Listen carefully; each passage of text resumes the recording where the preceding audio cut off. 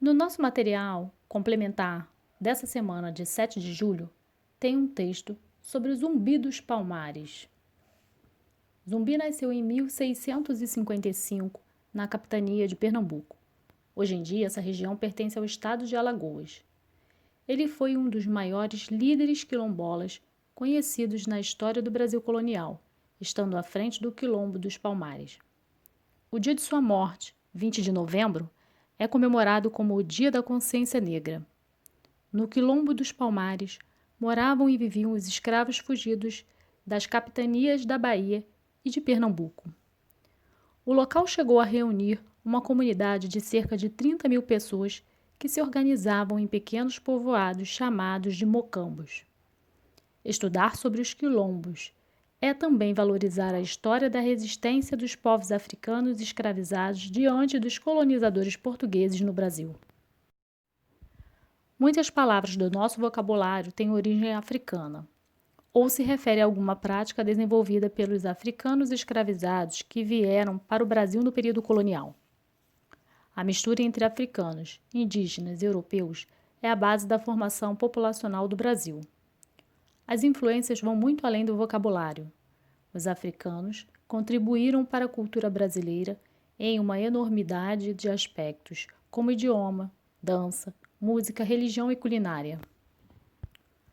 No vídeo de hoje, eu trago uma história com uma linda lição de vida, com uma reflexão que fala da cultura de um povo, suas tradições e do respeito ao próximo, principalmente quando o próximo é a sua família. A história descreve um período nos quais as pessoas de ascendência africana se unem para honrar as heranças e tradições de seus antepassados. Os 7 novelos. Em uma pequena aldeia na África, moravam um pai com seus 7 filhos. A sua esposa havia falecido alguns anos atrás e ele cuidava sozinho dos meninos. Os meninos eram muito bonitos, a pele deles era muito lisa e escura. Os 7 irmãos tinham um semblante forte. Porém, o pai vivia triste com seus filhos, pois durante todo o dia se ouvia discussões entre os irmãos. Mal o dia raiava, eles começavam a discutir. Discutiam a manhã toda sobre as plantações, à tarde sobre o clima, e ao voltar para casa e também na hora do jantar. Até que um dia, o pai morreu. E após o enterro, o chefe da aldeia convocou os 7 irmãos para uma reunião. Então o chefe disse: "Seu pai deixou uma herança." Os meninos ficaram enlouquecidos ao saber e começaram a gritar: "Eu sei que meu pai deixou tudo para mim, pois sou o mais novo. Deixou foi para mim, que eu sou o mais bonito. Não, para mim, que sou o preferido." Logo, estavam rolando no chão e o chefe falou: "Parem de brigar agora." Então eles pararam de brigar e sentaram em frente ao chefe para terminar de ouvi-lo. "O pai de vocês determinou que todas as suas posses fossem divididas igualmente, mas primeiro terão que fazer ouro com esses 7 novelos até que a lua surja. Se não conseguirem, serão expulsos de casa." O irmão mais velho recebeu um novelo azul, o segundo o novelo vermelho, o seguinte o amarelo, o irmão do meio ficou com o laranja, o outro ficou com o verde, o próximo ganhou o preto e o caçula ficou com o branco. Os irmãos permaneceram quietos, sem brigar pela primeira vez. Então o chefe repetiu: "Vocês não devem discutir mais, nem levantar a mão um contra o outro, senão todas as propriedades serão distribuídas aos moradores mais pobres. Agora vão, vocês têm pouco tempo." Os meninos voltaram correndo para casa e se sentaram lado a lado e fizeram um acordo de paz. "Queridos irmãos", disse o terceiro irmão, "nosso pai não nos deixaria como mendigos." "Claro que não", disse o caçula. acredito que nosso pai tivesse nos dado a tarefa de transformar fio em ouro se não fosse possível. Será que tem ouro escondido dentro do novelo? Perguntou o mais velho. Eles procuraram, mas nada encontraram. Então o caçula teve uma ideia. E se fizermos algo com esse novelo para ganhar um pouco de dinheiro? Podemos fazer tecidos e vender. Mas não temos fio suficiente de uma só cor, disse o do meio. Só se trançarmos os fios para fazer um tecido colorido. Mas o nosso povo não usa roupas coloridas. Mas se fizermos um tecido especial, todos vão gostar, disse o mais velho. Os 7 irmãos se juntaram e em pouco tempo fizeram várias peças coloridas e foram para a praça vender.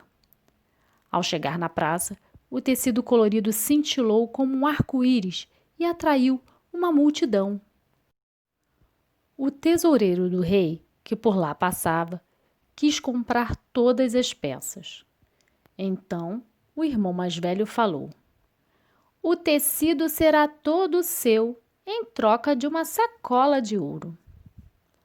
Os 7 irmãos trataram logo de procurar o chefe. Veja, chefe, transformamos os novelos em ouro. E o chefe perguntou se eles haviam brigado. Mas eles estavam tão ocupados trabalhando juntos que nem tiveram tempo para discutir. Então, vocês aprenderam a lição que seu pai queria ensinar-lhes, disse o chefe. Tudo que ele possuía agora pertence a vocês. Eles ficaram muito felizes, mas o caçula estava preocupado com os mais pobres. Tiveram a ideia de ensinar o povo a transformar fio em ouro, assim como eles fizeram. Eles ensinaram o povo com perfeição e a aldeia se tornou próspera e famosa por seus tecidos coloridos. A partir desse dia, os irmãos viveram em harmonia, em respeito à memória do pai. Todas as pessoas são diferentes uma das outras. Algumas são mais ricas, outras são mais pobres. Algumas são mulheres, outras são homens.